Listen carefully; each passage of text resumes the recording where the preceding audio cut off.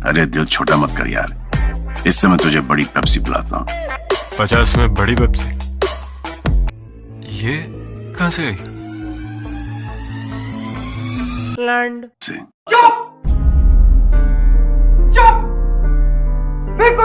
आ गए वापस। पता है मुझे बहुत लोग पूछते हैं कि भाई तो YouTube पे इंजीनियरिंग की इतनी बेइज्जती करता है, लेकिन तू खुद भी तो इंजीनियरिंग कर रहा है, तो इसका हम क्या मतलब समझे। देखो यार, मैं जो बोलता हूँ मेरे पॉइंट ऑफ व्यू है, तुम जो सोचते हो तुम्हारा पॉइंट ऑफ व्यू है, सबकी सोच अलग अलग होती है यार। तो आज मैं पूरी की पूरी इंजीनियरिंग की एक कहानी बताने आया हूँ, एक इंजीनियर की कहानी।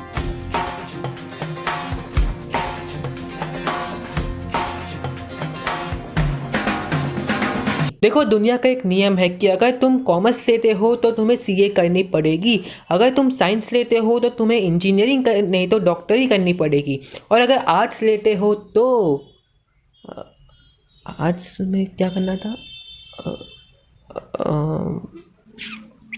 खैर देखो यार, अगर तुम 10th में 80+ से ज़्यादा नंबर लेके आते हो ना, तो भाई तुम्हें साइंस लेने से कोई नहीं रोक सकता। और अगर तुम 60, 70 या 50s में आते हो तो तुम्हें लोग बोलते हैं यार तू कॉमर्स में चला जा, तुझसे इतना हैंडल हो पाएगा।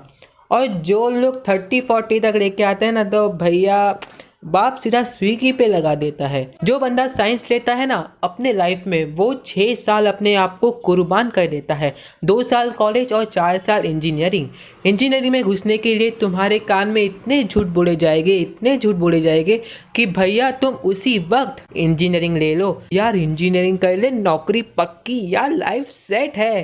जब लाइफ हो आउट ऑफ कंट्रोल, होठों को करके गोल।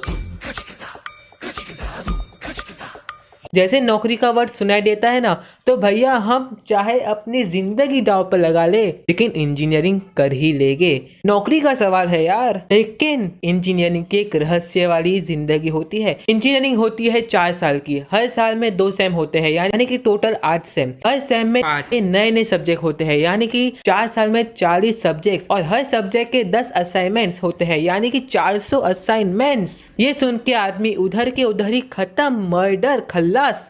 होठों को करके गोल, सीटी बजा के बोल।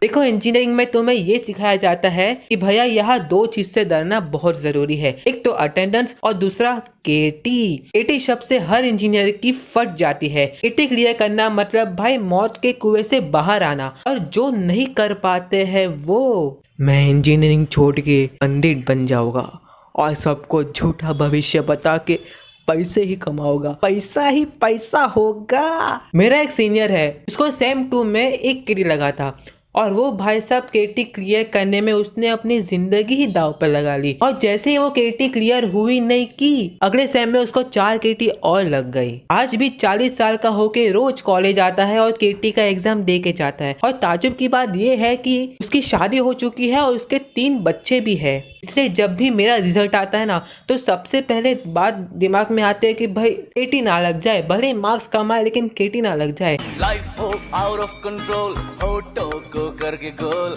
होठों को करके गोल, सीटी बजा के बोल। अब ये बात हो गई केटी की, अब हम आते हैं लौंडियाबाज। देखो यार, अगर तुम भी 3 इडियट्स से इंस्पायर होके यहाँ इंजीनियरिंग में आए हो ना, ये सोच के कि तुम्हें नौकरी और छोकरी दोनों मिलेगी, सबको मिलेगी, नहीं यार। देखो, रियल लाइफ में समझो, इंजीनियरिंग में गर्ल्स बॉयज का रेशियो 20:100। अब मैकेनिकल में तो होती ही नहीं है। जो लोग मैकेनिकल इंजीनियर होते हैं ना, या फिर है, वो लोग को तो आधी जिंदगी बस लॉन्डो के साथ ही गुजारनी पड़ती है। पता ही नहीं कि लॉन्डिया से बात कैसे करनी। सारा सपने भी आजकल लॉन्डो के आने लगते हैं। एक इंसान जिसने मैकेनिकल इंजीनियरिंग की है, वो लड़की के घर रिश्ता लेके जा रहा है। सोचो वहाँ क्या सीन बनता होगा। जी आप कहते क्या है? मैं इंजीनियर, मैकेनिकल इंजीनियर। अच्छा, वैसे आप इतना कांप क्यों रहे हैं? वो क्या है ना, पिछले 10 साल से लड़कों के साथ रह रहा हूँ और लड़की से बात करना नहीं आता है, तो थोड़ा नर्वस हूँ। अच्छा, चलो मैं आपकी नर्वसनेस दूर कर देती हूँ। आपकी हॉबीज क्या क्या है? मुठ मारना। क्या? जी हाँ, दिन में 3 बार का रूटीन होता है, कभी कभार तो का भी हो जाता है, लेकिन बहुत मजा आता है। मेरा एक करीबी दोस्त है मुठिया, वो भी मेरे साथ कभी कभार मुठ मारता है, कभी वो मेरी मारता है तो कभी मैं उसकी। It's lots of fun. काम करना, सुहागरात भी मुठिया के साथ ही बनाना। मुर्गी क्या जाने अंडे का क्या होगा, अरे लाइफ मिलेगी या तवे पे फ्राई होगा।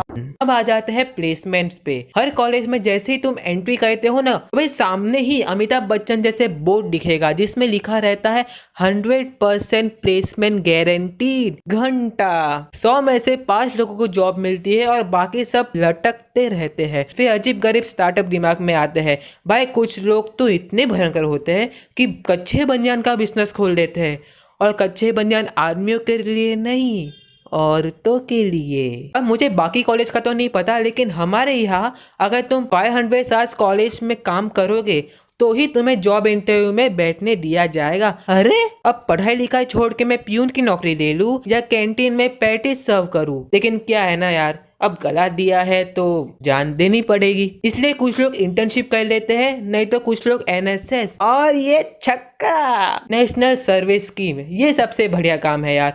तुम दूसरे की सेवा करो, लोग तुम्हें दुआ देंगे, तुम उन्हें दुआ दोगे, तुम खुश, ये खुश, प्रिंसिपल खुश, माँ बाप खुश, भगवान खुश, और चाहिए क्या लाइफ में।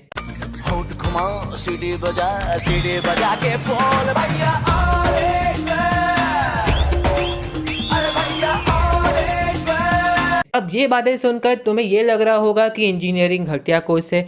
ना ना ना ना ना, गलत दिशा में हो तुम। देखो यार, कोई भी कोर्स बड़ा या छोटा नहीं होता, कोर्स होता है। वो तुम पे डिपेंड करता है कि तुम उसे कैसे कंप्लीट करो। वाह क्या डायलॉग मारा यार तूने। इसलिए यार जो भी फैसला लो सोच समझ के लेना। तुम्हारी डिसीजन तुम्हारे फ्यूचर पे डिपेंड है। तो यार अगर कोई भी इंजीनियर ये ऑफेंड हुआ है ना यार, तो प्लीज फक ऑफ। अगर आप लोगों को मेरी वीडियो पसंद आई हो तो लाइक और शेयर जरूर कर देना। और वो कहते हैं ना, हर इंजीनियर यूट्यूब पे आ ही जाता है, तो मैं तो बस प्रैक्टिस कर रहा हूँ। क्या बता मेरा भी लक पटना हो जाए। आज का मोटिवेशनल स्पीच को खत्म करते हुए एंड करते हैं आज का ये वीडियो।